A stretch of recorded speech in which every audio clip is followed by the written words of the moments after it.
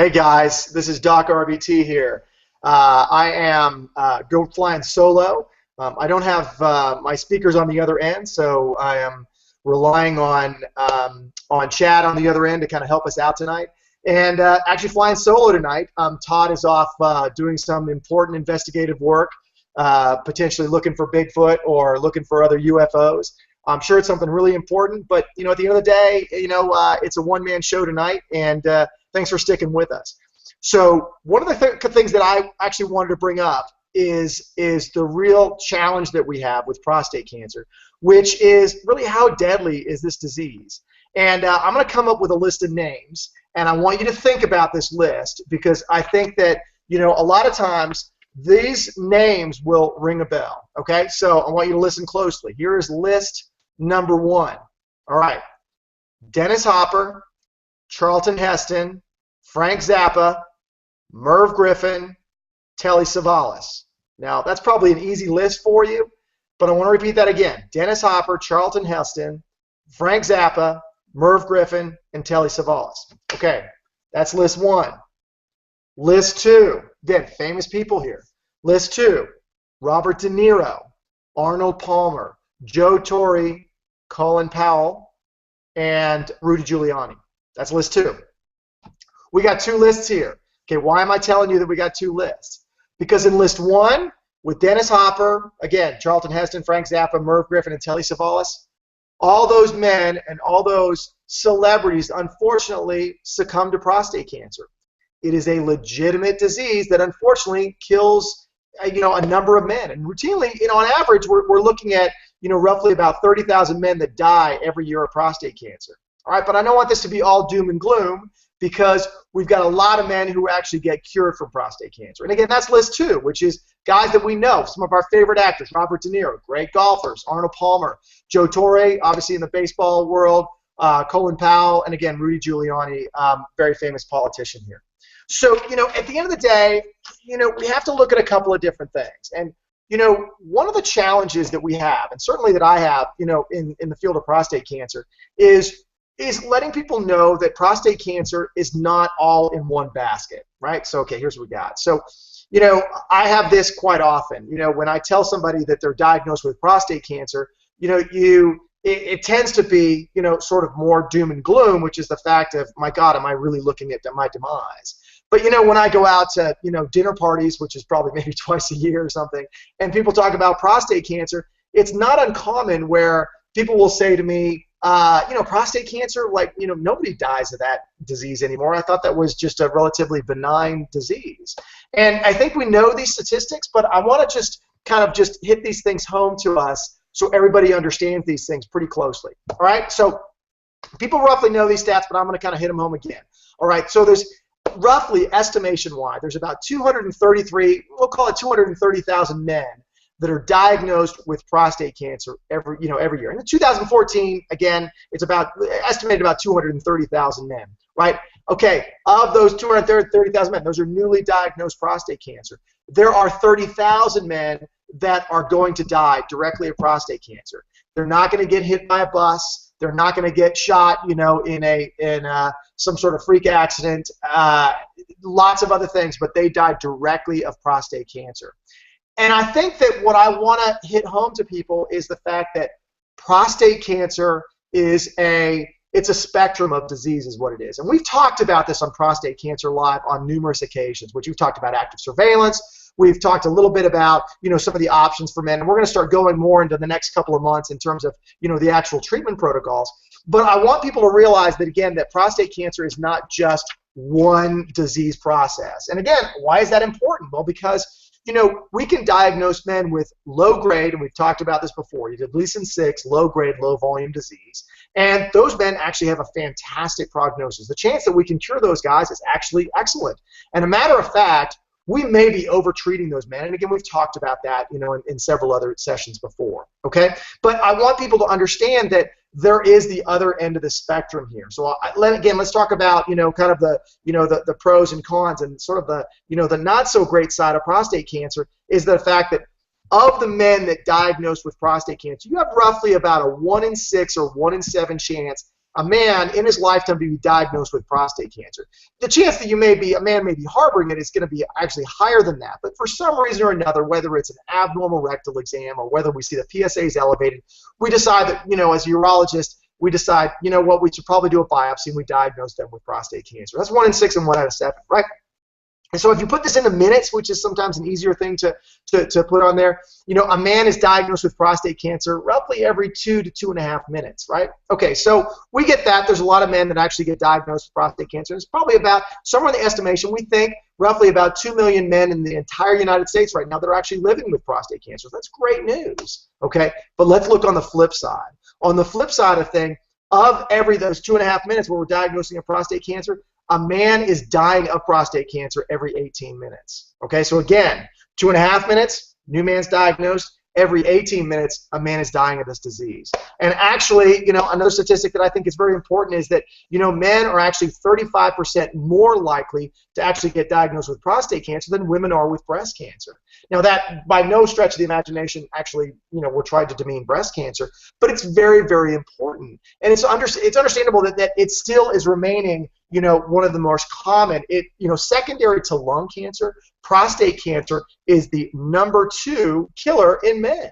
And it is a legitimate disease. And again, looking at this, about 1 in 36 men, are going to die of prostate cancer, that are diagnosed. That's 1 out of 36. So one would say, well, you got a 35 out of 36 chance of actually making it through. And I get that. The glass is half full rather than half empty. But I want people to understand these statistics for a couple of different reasons. Number one is that there's a lot of controversy these days about, should men get tested with PSA? Should men, even consider prostate cancer a legitimate disease? And the answer is, from a urology perspective, I would tell you yes. Because if we find men with early prostate cancer, and this even goes for these high-grade cancers, if we find men with high-grade cancers that are actually local. In other words, if we look at a patient who's local, either in the prostate or even local regional in the prostate, in the surrounding lymph nodes, the chances that those men, if treated, the chances that those men are actually going to be alive in the next 5 years is excellent. It's upwards of almost 100%, right? However, if we don't find those men and we go back to the pre-PSA era, on this, and these men actually are developed with metastatic disease, that number significantly decreases. And it actually goes down from, close to 100%, it goes down to somewhere in the ballpark around 30%. 30% of those men are going to be alive in 5 years. Now, that hopefully we're pushing that envelope more and more now with further, chemotherapeutic drugs. We're doing immunotherapy and things along those lines. But all of these things hinge on the fact that we've really got to get men early to actually find out whether they have prostate cancer, right?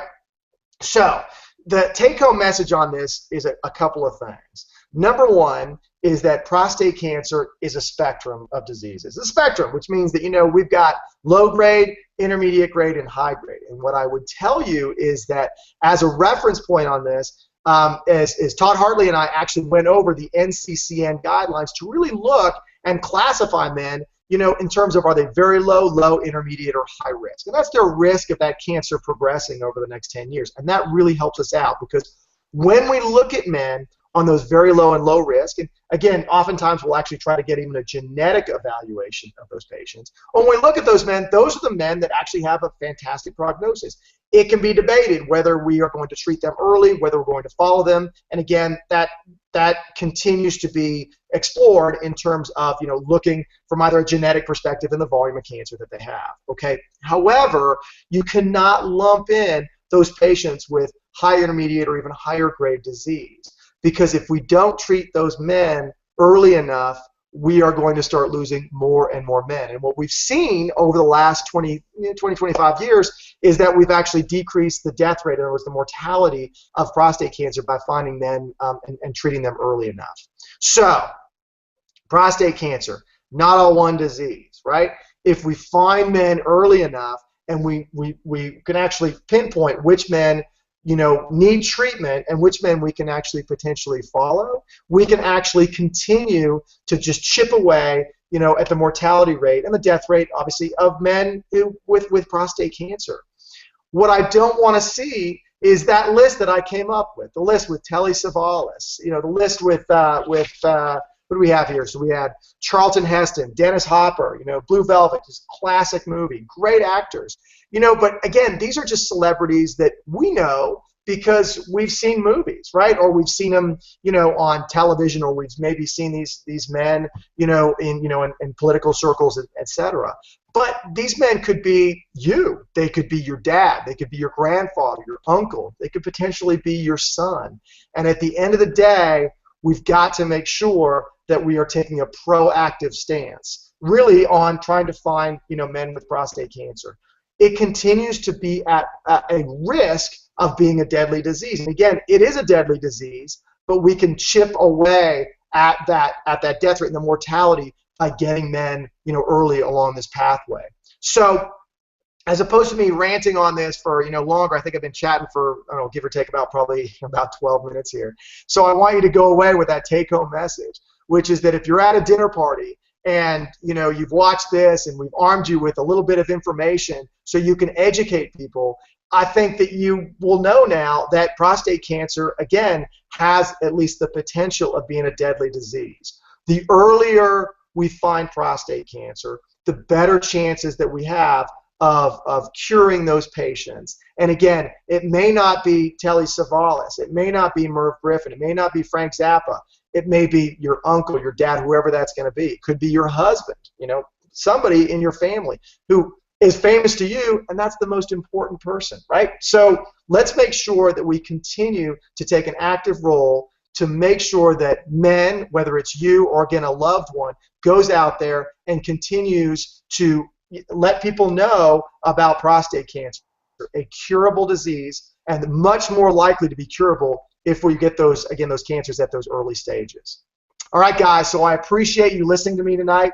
We didn't have the usual banter between me and Todd, and I hope you got something out of this. In the next couple of weeks, we're going to start talking about some other interesting tests out there. Another interesting test is called the PHI test, which is called the Prostate Health Index. We're going to talk a little bit more about robotic surgery. That's something that I've been doing for now, over 14 years, which seems like it flies. And we're going to be talking a little bit about that, and and some of the innovations that we've seen, certainly over the last 10 to 15 years, with treatment for prostate cancer. But I hope you got something out of this. You now have some information, and again, go be an advocate. Go be an advocate for prostate cancer, and hopefully you can influence people's lives and make sure that we catch this cancer early enough so we can continue to chip away at this death rate. All right, guys. So this is Doc RBT, again, Dr. Rich Bevan-Thomas, USMD Prostate Cancer Center, and again, from Prostate Cancer Live. And I'm going to be signing off tonight. And I'm going to rely on Chad to sign me off here. Hopefully he's still listening because I don't have control to actually cut it off live. And I want to thank everybody for listening tonight. All right? Thanks, guys.